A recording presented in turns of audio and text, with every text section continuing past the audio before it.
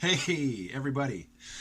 KMO here, and I realize I haven't put out a video in a while, and, well, here's a video. Yesterday,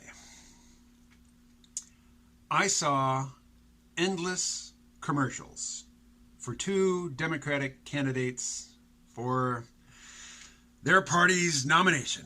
Who were the two candidates? Can you guess whose candidates or which candidates' ads I saw relentlessly yesterday?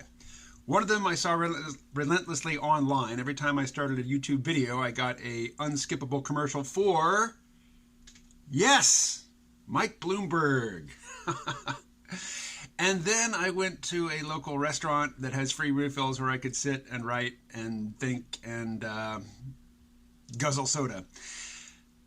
And there was a TV in view, and I kept seeing a commercial for a different Democratic candidate. Can you guess who? Can you guess?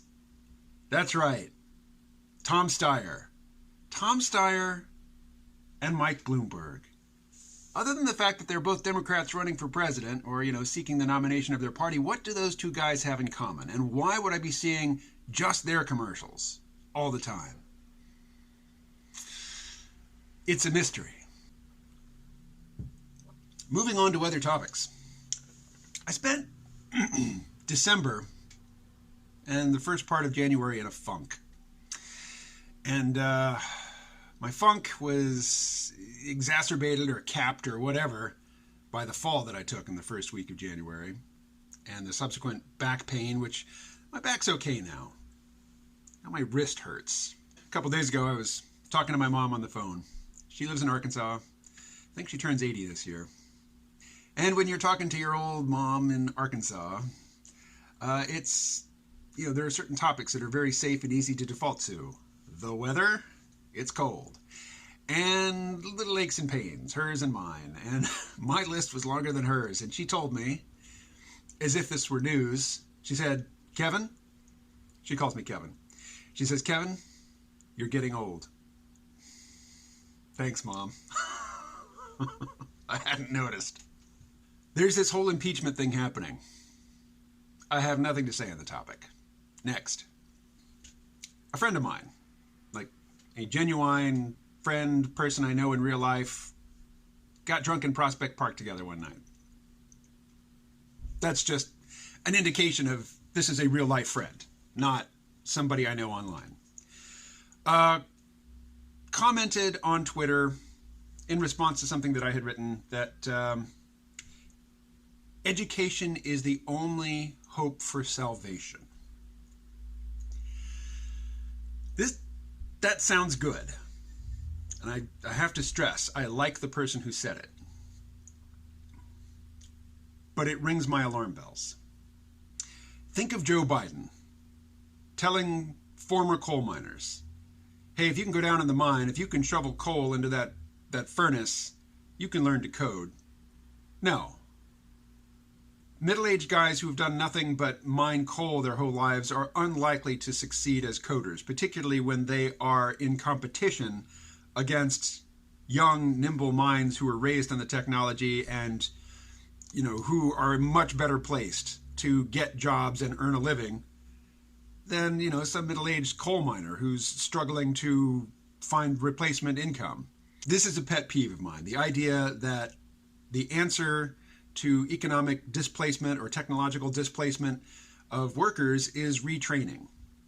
One, as Andrew Yang likes to point out, STEM jobs, they're about 8% of jobs. And they're full.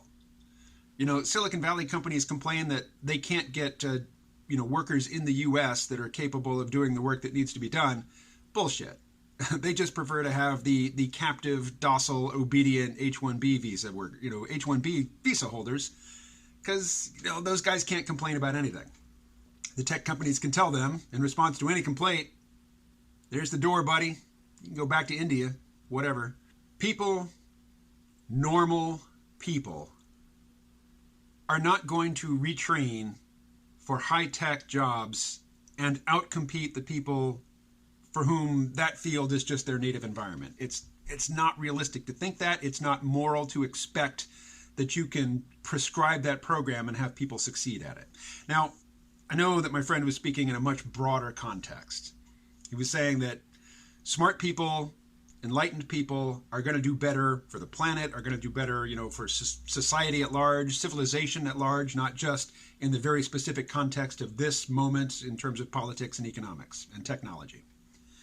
I'm very concentrated on this moment and am kind of impatient with, vague statements about the big picture, which is ironic because I've been all about vague statements about the big picture for most of my life.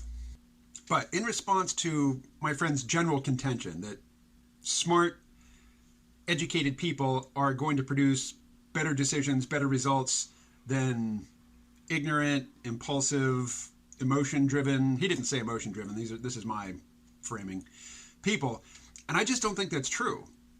I think that what's far more important than people's beliefs, the level of their intelligence, their ideology, their commitments to this worldview or that, I think far more important than any of that are the incentives with which they are presented by their society, by their employers, by their government, by their families, by their friends, by the economy, the economic context in which they live. The incentives that they are presented will determine their choices far more than will their native intelligence or their level of education. I think that smart, well-educated people, in response to perverse incentives, will make bad choices. And that intellectually incurious, lazy, opinionated, bigoted people, when presented with well-formed incentives, will make good choices. I think that focusing on education is basically just setting up most people for failure, and more importantly, setting up or laying the groundwork for excusing that failure, for justifying that failure. It's like, you were given retraining. Why you didn't make the most of that opportunity? Your fault, buddy. Your problem. Don't complain. So I'll keep this one short, end it there. I mean, that's just a pet peeve of mine. Education is not the answer. And if you substitute the word salvation for the answer, that is particularly scary to me. When people start talking about salvation, you need to be educated, which is to say you need to be presented with the information that will, lead you to think as I think, that this is the only way to achieve salvation. That's some scary talk. That, to me, is the prelude to some heavy-handed social control. Okay, I'm going to leave it there. I will talk to you again, I don't know, sometime.